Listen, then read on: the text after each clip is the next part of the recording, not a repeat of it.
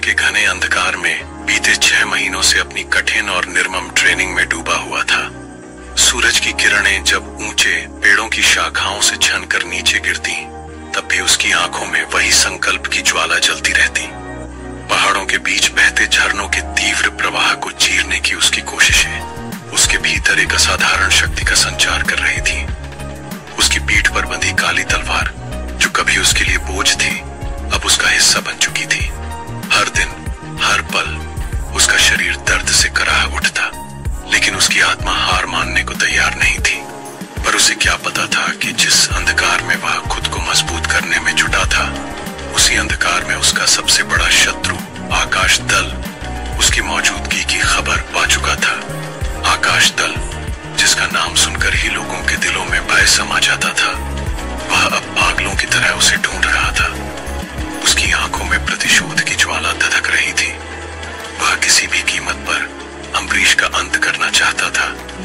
उसने बिना एक पल गंवाए पूरे शहर में ऐलान करवा दिया, जो भी अम्बरीश को जिंदा या मुर्दा पकड़ कर लाएगा, उसे इतना बड़ा इनाम मिलेगा कि वह अपनी 7 पुश्तों तक ऐश करेगा, और साथ ही उसे आकाश दल में ऊंचा ओहदा दिया जाएगा। शहर की गलियों में यह खबर जंगल की आग की तरह फैल गई।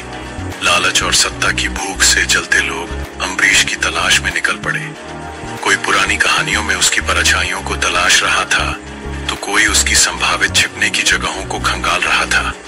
हर चौक, हर गली, हर बाजार में बस एक ही चर्चा थी, अम्बरीश कहाँ छुपा है। लेकिन अम्बरीश इन सबसे बेखबर था। वह तो अपनी ही दुनिया में डूबा हुआ था, अपने शरीर की सीमाओं को तोड़ने में, खुद को एक अजेय योद्धा बनाने में। उसे नहीं पता था कि अब उसकी हर सांस, हर कदम पर खतरे की तलवार लटक रही थी। उसकी पीठ पर बंधी काली तलवार अब भीग चुकी थी, लेकिन उसकी चमक अब भी ठंडी और डरावनी थी। चारों ओर झरने की गूंज थी, पर उसके कानों में बस अपने दिल की धड़कन सुनाई दे रही थी, गहरी, स्थिर और अडिग। उसने सांस भरी, एक गहरी भारी सांस, और आगे बढ़ा। झरने का पानी तेज धार की तरह उस पर प्रहार कर रहा था। यह सिर्फ पानी नहीं था, यह एक युद्ध था जिसे वह हर हाल में जीतना चाहता था। उसका हर कदम मानो किसी महायुद्ध से कम नहीं था। वह आगे बढ़ा। पानी की धारा उसके पैरों को उखाड़ फेंकने के लिए आतुर थी, मगर उसने अपनी पूरी शक्ति समेटकर संघर्ष जारी रखा। चट्टानों पर उसकी पकड़ बार बार ढीली हो रही थी, लेकिन हर बार वह खुद को संभाल लेता। उसकी नसें खींच गई थी, मांसपेशियां जल रही थी, मगर वह रुका नहीं। और थोड़ा, बस थोड़ा और। वह खुद को समझाता रहा। उसकी आंखें अब जल रही थीं, लेकिन फिर धड़ाम, अचानक उसका पैर फिसला। वह संतुलन खो बैठा।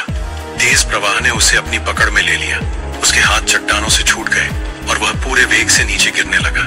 चारों ओर बस पानी ही पानी था, बेलगाम, अजेय और निर्मम। एक और असफलता, बहाव ने उसे बेरहमी से नीचे गिरा दिया। उसकी पकड़ टूटी और अगले ही पल वह पानी के प्रचंड प्रवाह के साथ नीचे गिर पड़ा।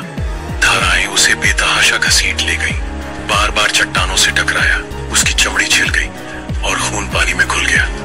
दर्द उसकी हड्डियों तक समा गया था, लेकिन यह नया नहीं था। 6 महीनों से वह यही कर रहा था, गिरना, उठना और फिर से प्रयास करना। एलिनोर किनारे पर खड़ी उसे देख रही थी। वह जानती थी कि वह फिर उठेगा।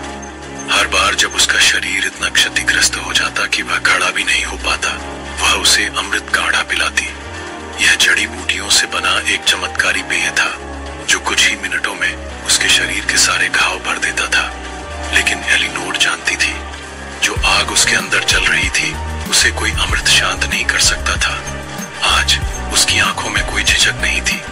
वह अब पहले जैसा नहीं था। उसकी मासूमियत कहीं खो चुकी थी। उसकी जगह अब एक जानलेवा चमकने ले ली थी। उसने एक गहरी सांस ली, अपनी तलवार कसकर बांधी और झरने की ओर देखा। फिर वह दौड़ा। इस बार वह रुकने के लिए नहीं आया था। इस बार वह चढ़ने नहीं, विजय प्राप्त करने आया था। उसके हाथ चट्टानों पर बिजली की तेजी से पकड़ बना रहे थे। उसके पैर पानी के प्रतिरोध को चीरते हुए आगे बढ़ रहे थे। हर मांसपेशी तनाव में थी, लेकिन वह थमा नहीं। वह ऊंचाई पर पहुंचता गया। आधी दूरी पार कर ली थी, तभी फिसल, एक हाथ फिसल गया। उसका शरीर संतुलन खोने लगा।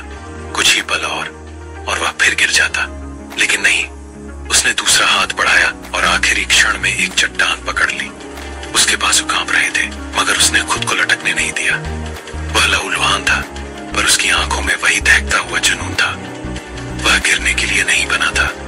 ऊपर देखा, बस कुछ ही मीटर और, लेकिन तभी उसकी सांसें ठहर गईं। वो क्या था? झरने की चोटी पर दो विशाल रक्तलाल आंखें चमक रही थीं। वे आंखें जिनमें क्रूरता थी, वहशियत थी। ऐसा लगा मानो वे उसे ही देख रही थीं। उनका नजरिया ठंडा और निर्दयी था, जैसे कोई दैत्य उसे जीवित निगल जाने वाला हो। उसकी रीढ़ में एक ठंडी लहर दौड़ गई। उसकी उंगलियां कांप गईं। एक अनजाना भय उसके शरीर में उतरने लगा और तभी उसका हाथ छूट गया। वह नियंत्रण खो बैठा। हवा में लहराता हुआ वह तेजी से नीचे गिरने लगा। झरने का प्रचंड प्रवाह उसे निगल गया। धड़ाम, उसका शरीर नीचे गहरे पानी में जा गिरा। दर्द की एक लहर उसके अस्तित्व में दौड़ गई। गिरते ही उसके शरीर पर गहरे घाव हो गए। पानी खून से लाल हो गया और फिर सब कुछ अंधकारमय हो गया। अम्बरीश पूरी तरह बेहोश हो चुका था। उसका शरीर निर्जीव की तरह पानी में बहता चला जा रहा था। उफनती धारा उसे अपने साथ दूर दूर तक घसीट रही थी। एलिनोर की आंखों में भय और घबराहट साफ झलक रही थी। जैसे ही उसने अम्बरीश को पानी में गिरते देखा, उसका दिल जोर से धड़क उठा। नहीं, वह चीख पड़ी और बिना कुछ सोचे समझे दौड़ती हुई पानी की ओर भागी।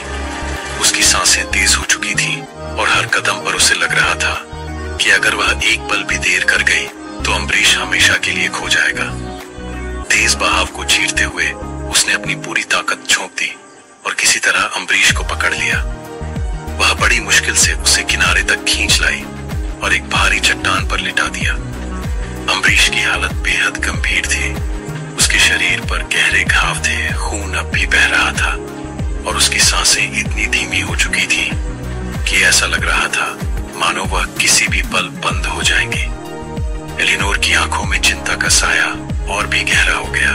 उसने झटपट अपने कपड़े से अम्बरीश के घावों से बहते खून को रोकने की कोशिश की, लेकिन उसके हाथ कांप रहे थे।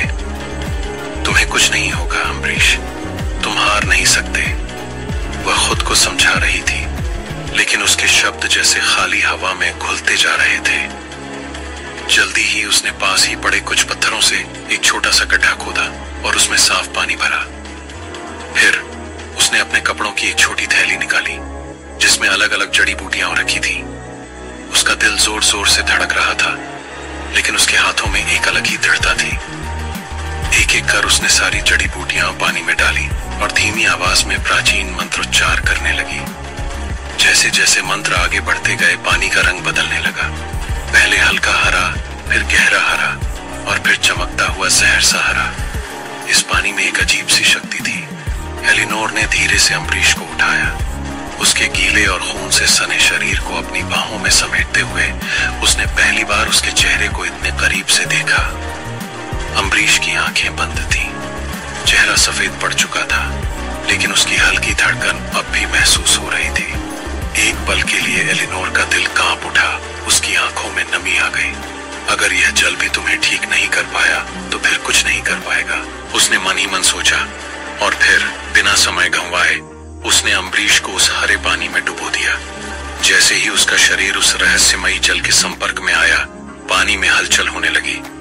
छोटी छोटी तरंगें उठने लगी, जैसे वह जल खुद कोई जीवित शक्ति हो। एलिनोर बाहर बैठी एक तक अम्बरीश की ओर देख रही थी। अब सब कुछ उस जल पर निर्भर था।